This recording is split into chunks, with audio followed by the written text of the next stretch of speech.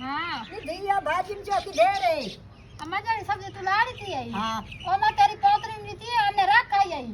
तू मेरा अट्टा जला काट दे ना सड़ का तई पक्का काट खड़ाई तई मैं जाना जी मैं जी वाग जा मैं देवे समझ घर तू काट चुकी है मैं आ सब्जी कब दी बैठी ओ हूं देखना जे ए मैं आधी सब्जी लई है ते आधी पैसा ना लगी तो आधे कपती पड़ी नहीं है आधे आधे पकाई सान ठीक है ना जड़ी तेरी सब्जी पई अंदर पई जाते पका ओ तेरा अट्टा बाहर काट रखा है मैं अपनी खाई से तो पकाई से अंदर रोंदा ये तब मैं लास्ट तक काट काल काल के मैं ना दत्ता बा चात में रखा ते गुथले दूध तो भाजी मेनू दे सके तो कोई डारे भी आ नहीं तो तू अट्टा नहीं कर के गलू कर से मैं दस ना खर्चा तो मेरे पोतर दा कोई तू लाया ही देखू